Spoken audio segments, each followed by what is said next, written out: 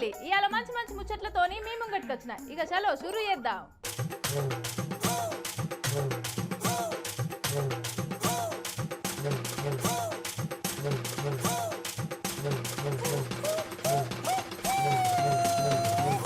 గణేశుని ముంగట గంతులేసి ఈలలేసి భజనలు చేసి మళ్ళీ ఆయన ఎప్పుడొస్తుందా అని ఎదురు చూసి గణేశుని గంగమ్మ ఒడికి చేసి ఇక ఇప్పుడే ఇంటికి పోయి ఇంటికాడ నిమ్మలంగా గులబడ్డర్లే. అయితే ఇయ్యాల కూడా గణేష్ల నిమజ్జనం ఎట్లా అయిందో ఓ పారైతే చూడుర్రి.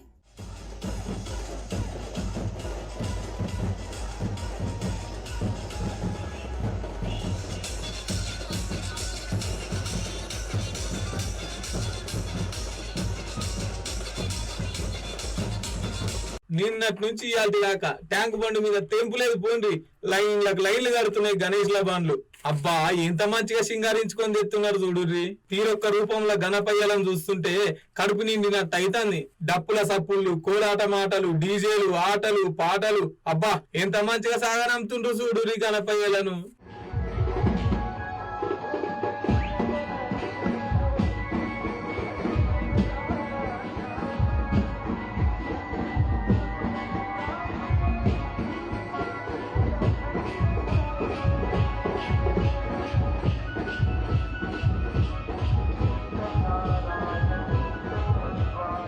ఇవాళ కూడా దారి పొడుగుతా పులిహోర ప్యాకెట్లు, అన్నదానాలు, వాటర్ ప్యాకెట్లు వంచడం జరిగింది.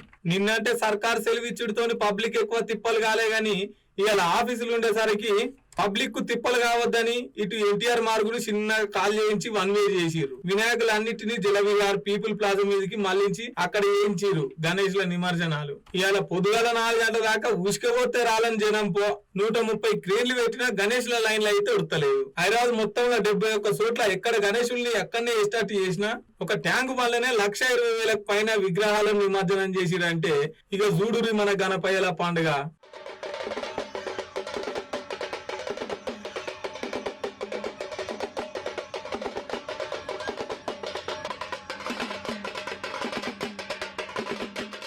ఐదు 5,000 మంది పోలీసులు, పారిశుద్ధ కార్మికులు, ఉత్సవ కమిటీలు, సీసీ కెమెరాలు చూసే అధికారులు, పబ్లిక్ అయితే గింత తక్లీఫ్ కాకుండా చూసుకున్నారు పో. నిన్న మబ్బుల నుంచి మొదలు పెడితే ఇవాళ మధ్యాహ్నం దాకా రూవడిగా నడిచింది గణేష్ల నిమజ్జనం. ఒక హైదరాబాద్ పబ్లికే కాదు, దేశంలో ఉన్న గణపయ్య అభిమానులు అందరూ ఎర్ర టెండెన్స్ సైతం లెక్కకుండా తిలకిస్తున్నారు.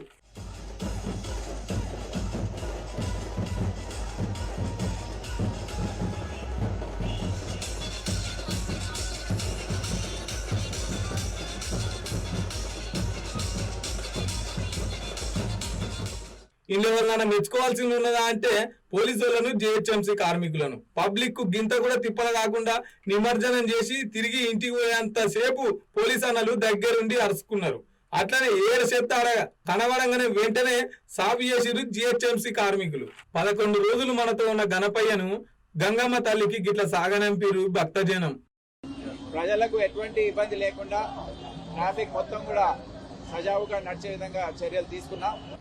అన్ని ఎక్కడైతే కరెంట్, ఎలక్ట్రిసిటీ పోతుందో లేకపోతే వెహికల్ బ్రేక్ డౌన్ అవుతుందో వారు ఇమీడియట్ గా తక్షణమే స్పందించి ముందుకు వచ్చి చర్యలు తీసుకున్నారు. దానివల్ల కొద్దిగా అంతా మాకు సహకరించినట్టు అయింది. ఈ సందర్భంగా వేరే డిపార్ట్మెంట్ అధికారులందరికీ కూడా మా నమస్కారాలు తెలియజేస్తున్నాను, కృతజ్ఞత తెలియజేస్తున్నాను. ప్రభుత్వ పరంగా ఆర్థికంగా కానివ్వండి అన్ని రకాలుగా సహకరించినందుకు ప్రభుత్వం కూడా మేము కృతజ్ఞత తెలియజేస్తున్నాం.